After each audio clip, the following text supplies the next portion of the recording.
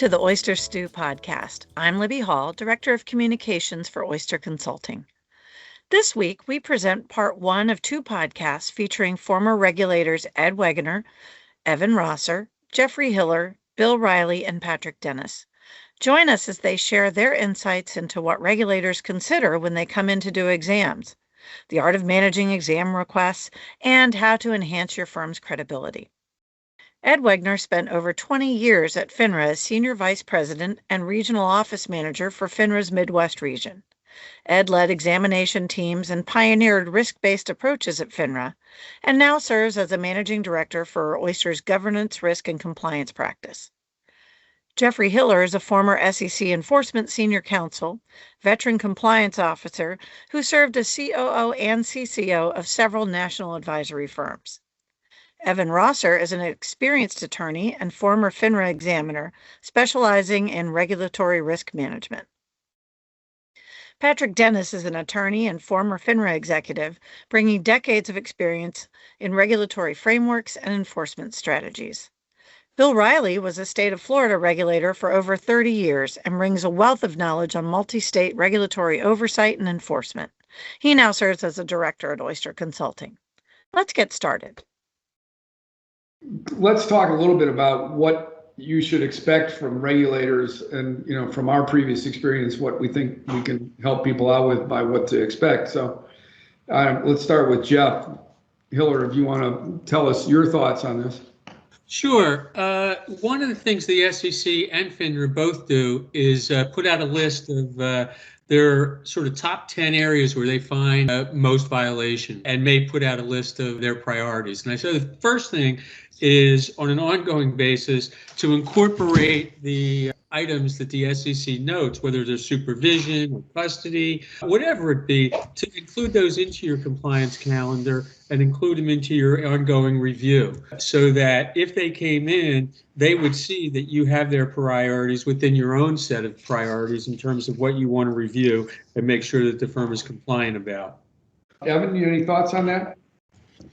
Yeah, I think that one thing firms can also anticipate from regulators, be it the SEC or FINRA, they're often looking if there are new rules, new products, new regulations. I think the regulators are not immune from the press. And if there's an issue in the financial world that is getting public attention, there's a good chance the regulators will be looking at it to see how your firm's responding to it. Yeah, in addition to these sort of broader topics about things that are going on externally, and sort of the broad topics that the regulators are looking at, what I've found is that they're also getting much better at having a better look into specific, unique issues and risks at firms. And I can speak to FINRA specifically. Over the last several years, one big driving factor of what they look at on exams are the risk assessments that are done by the risk analysts, who used to be called regulatory coordinators.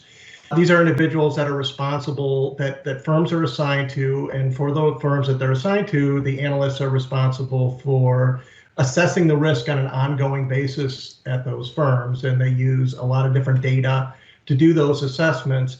And those assessments are really the first step in narrowing the scope of the examinations and making them more risk-based. So one factor that I think is a primary driver of what examiners are going to look at on an exam are those assessments that are done by the risk analysts. Another thing that's become a significant factor in narrowing the scope of examinations is the data analytics that are done. Examiners, before they can come out and conduct an examination, are requesting electronic access to things like blotters and then running analytics against those blotters. And where in the past they were more apt to do random samples to decide what it is they're going to focus on, they're now going to come out and have a better sense of where they think the problems are and ask for specific transactions where they might see risks. So I think the things that everybody has have talked about already, like priorities and new rules, sort of national scope issues,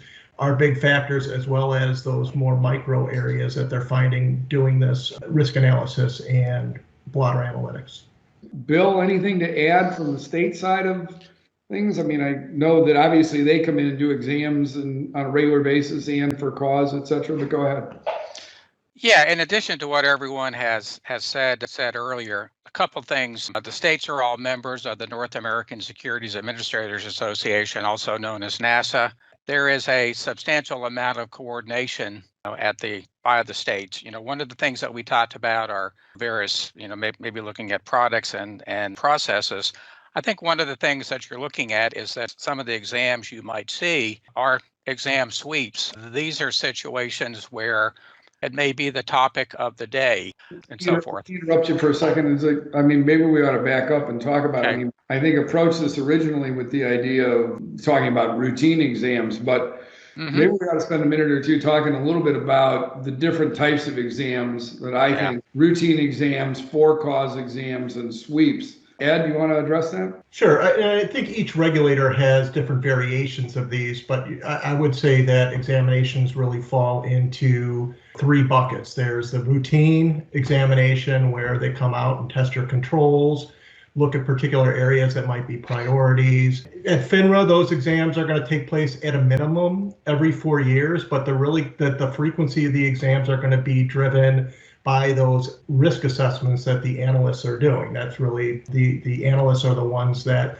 based on those risk assessments, will determine the frequency of those examinations. Then there's cause examinations. Cause exams are really investigations into particular activity. Then finally, there are sweep examinations, and sweep examinations are exams where a regulator, or like Bill had mentioned, the combination of regulators like the SEC, FINRA, and potentially the states might see that there's a potential industry-wide issue and decide to look at the activity across a number of different firms.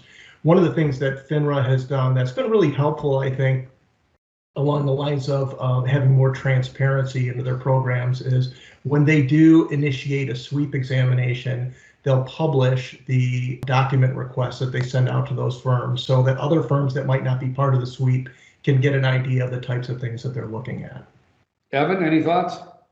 When I was with FINRA in the enforcement department, we made it very clear that it was not a routine exam because we wanted the firms to have that expectation that we were going to focus on a particular security or issue or person. And I think that just is effective for both the firm and for the regulator so that they know, because each one of these, the rules are slightly different. And I think it's important for a firm to determine, and the firm is entitled up to a point to know the nature of the exam that's being conducted there. Regulators are never going to tell you everything that they have or why, but to the point Ed made earlier, whenever a regulator comes in, they will have done their homework. They will know what the firm is up to. And you should be aware as well that if you have a change in your business, chances are it's going to be an item that's going to be on the routine exam. If you have terminated someone for cause, you can expect to have an exam on that issue. If you have a series of customer complaints around a particular individual or a product, you can expect a cause exam around that issue. So those exams are a little different. They come from different places, and your response to them will be a little bit different. One point as well, that whenever you get an exam request, it will likely have a review period on it. And you don't have to provide anything outside that review period. So when you get those requests, either verbally or in writing, see what the exam period is, review period is, because that's the period that until FINRA comes back to you or any regulator, that's the period in which you are working, and you don't need to give them anything outside that period. Yeah, I think you can do yourself a big favor by making sure you stick to that period and that period only. And in fact, I mean, there's certainly times that I remember discussing with the regulator or negotiating time periods and things like that on what we had, what we didn't have, what we were going to provide. Sometimes it's more challenging than others and things. And, I occasionally regulators will work with you on time periods and things in terms of whether it seems inordinately long or short or something. But Ed, did you have anything to add? Well, Patrick, I think you bring up a good point there. It's something that I think that a regulator standpoint, when we would start an examination, whether it was a routine examination or a cause exam or a sweep, we had a goal in mind, right? We wanted to review whatever it was that we were reviewing. We wanted to do it efficiently, but make sure that we had done it effectively. The requests that we make were usually based on the information that we had at the time and not having a lot of information about how a firm kept those books and records. So I would recommend that if you do receive a request, and whether it's the review period seeming like it's very long, or whether it's the request, the information that's being requested seems overly broad, is to feel free to reach out to the person making the request, discuss with them, and negotiate with them the things that they're requesting, because I think you'll find that they're generally open to those types of negotiations, as long as they're able to investigate what they need to investigate, do so as efficiently as possible.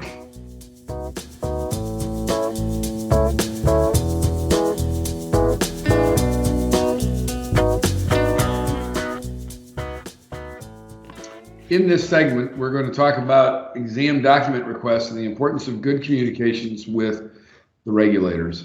I might touch base on a point that everybody's been discussing, which is the document production. I have found that there are times when the SEC will, or the FINRA will request something and really not understand that they've just requested 2 million pages of documents or 3. So I have found that if you establish a good relationship early on and ask them if that's really what they want or how you can hone it, I've always had success in that area. If I've explained it and you have the initial rapport, that they know you're not trying to do anything untold.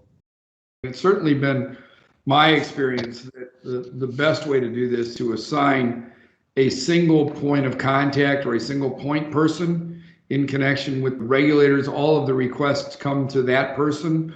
All of the requests for interviews, all of the additional document requests, all the need for clarification.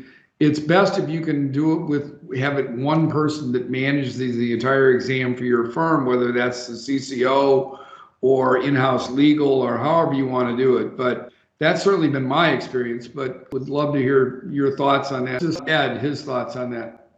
So I think you're right, Patrick. Having a point person is really important. The regulators generally are assigning a point person for the examination, and they'll usually announce who that is in their introductory letter.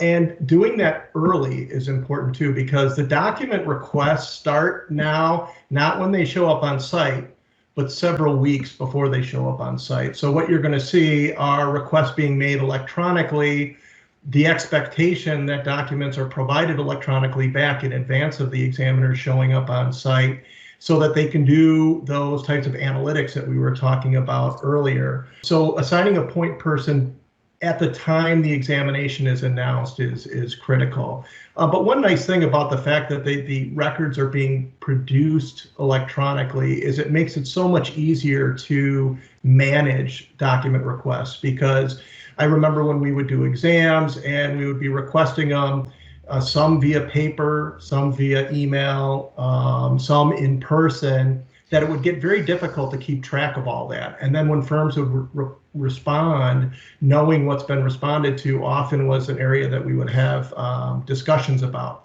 Because those things are provided electronically now, you can see exactly what was requested, you can see what was responded to, when it was responded to, by whom, and I think that makes that part of the examination go much better.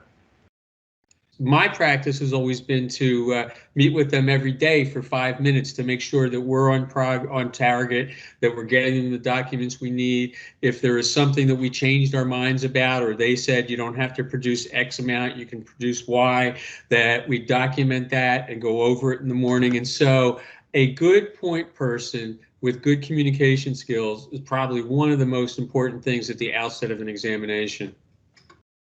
If we could talk a little bit about the data that people are asking for, how they're doing it, how we can do that, and how you can organize that kind of stuff would be helpful. Evan, thoughts? Yeah, going back to that point person and on the data production, you want that point person to understand what's being produced, so that what is being produced to the regulators is in fact responsive to the regulator's request. And a lot of times the regulators, and I think they should do this, they should ask you to provide an index or some other document so they can tell what you're producing in response to what request. So they don't have to go through and figure out, well, is this responsive to the item A or B or C? The other thing too, and I'll address this from a FINRA standpoint. FINRA has very broad jurisdiction. However, its jurisdiction does have limits. They're limited to broker-dealer records. However, there are a lot of documents that they feel are within their purview and are related to the broker-dealer. And my only point on that would be, you can certainly ask why they want certain documents, what's their basis for asking for certain documents, but I would not get into a jurisdictional debate on certain documents with any regulator without the advice of counsel. I think that you want to review every one of these documents before you submit them to the SEC, because you need to know what you're saying in addition to what you're telling them. And it would not be unusual for any firm in the course of producing documents, to find an exception. Well, maybe they reviewed everybody, they got all 99.9% of their certifications back, but they were missing one. You're going to find stuff like that. Just note that you found it, correct it, tell them that you corrected it. And so my experience has been really a lot of candor.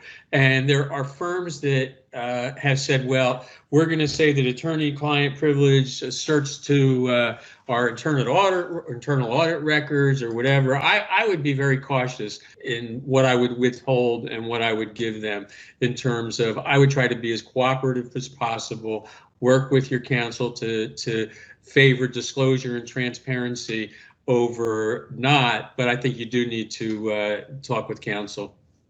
Well, let's talk about that a little bit in terms of, if you find a problem, or if you realize, as you said, you didn't get all the certifications back that you thought you did. What's the best approach here?